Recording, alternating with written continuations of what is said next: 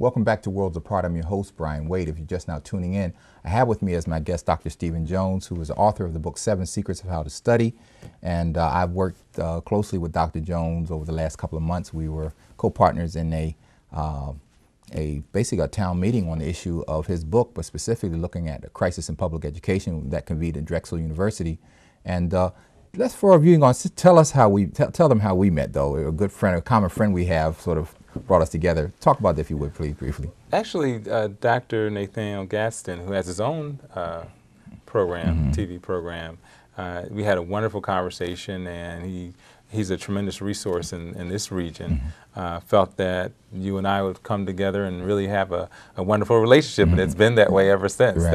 As we've shared ideas and concepts, we've become true partners in this whole idea of educating our future youth. I guess it helped both of us being educators didn't hurt matters yes. much. Anyway, well, again, we're here to talk about his book, and it's dealing with 7 Secrets of How to Study. And you gave us basically sort of an appetizer about the particular chapters, but let's go into more detail about the chapters and how they're laid out, if you would, please. Chapter 1.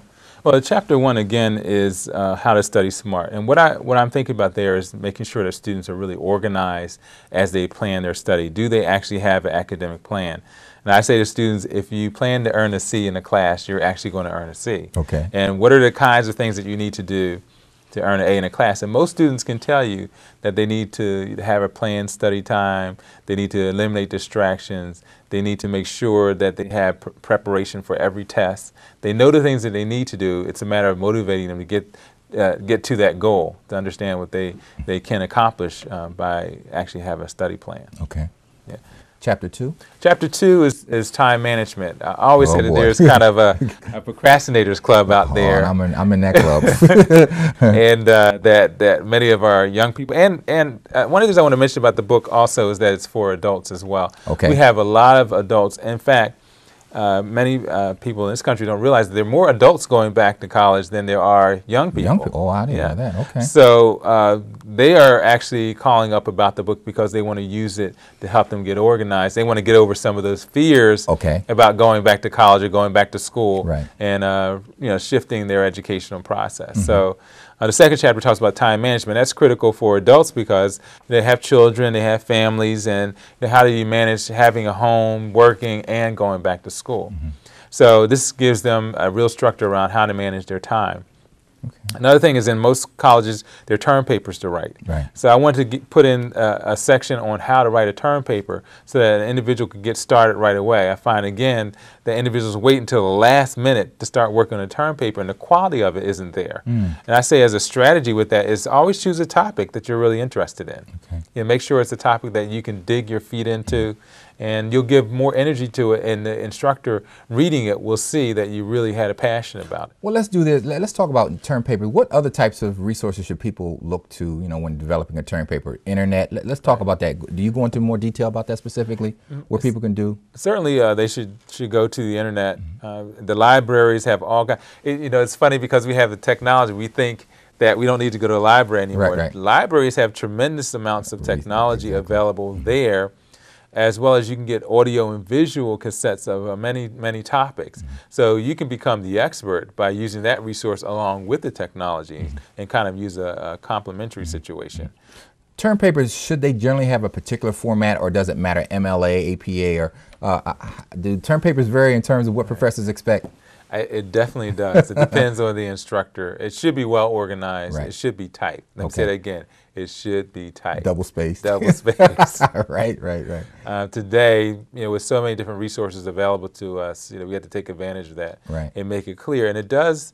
Your grade can be affected if it's written as opposed to typed. Do you go into detail about within term papers the draft process? Your rough outline, how you set up, basically structuring the information that you'll use and laying out your thoughts, and you lay all that out in your book. I actually give an outline of how to structure the term paper itself.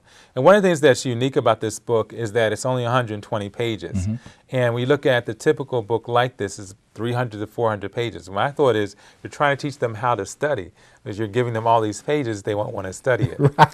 So I actually have it in 120 pages. No chapter is more than 10 pages. Okay. And you can actually get to the information that you need right away. Okay, very good. Yeah. So we're at, what, chapter 3 now? Yeah, we're in chapter 3. Okay. You also have a chapter there on how to make sure that you have a good understanding of your textbook. Okay. And that's really important in terms of using that as a study tool. Some students wait until after class to review their textbook. Okay. You should actually read your book before you go to class. Oh, okay. Okay.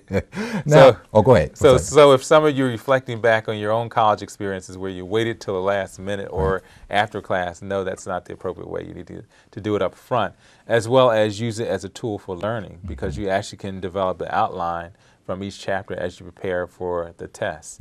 And that is actually another chapter, which is on test taking, how to take a multiple choice test, how to take a test that's essay, and the different strategies that you can use to effectively perform on those kinds of examinations. Okay. And we know through our lives we're going to be tested. Right. And there's always going to be something there that we have to Yeah, don't get me on testing, no, but anyway, that's another program. Okay, chapter 4. We talked about test taking. Okay. We talked about the textbook. We also have a chapter there on the teacher, him or herself. You know, how to form a relationship with them, how to take advantage of the resources that they have available, because there are many things that they can do in terms of helping you to be more effective in the classroom, and making sure that you have other resources that are not available maybe in your own library. They can make those things available to you as well. Chapter 5. So chapter 5 is a part of that whole process. You know, just basically how to make sure that you have your time managed, how to think smart. It goes through the test-taking strategies again.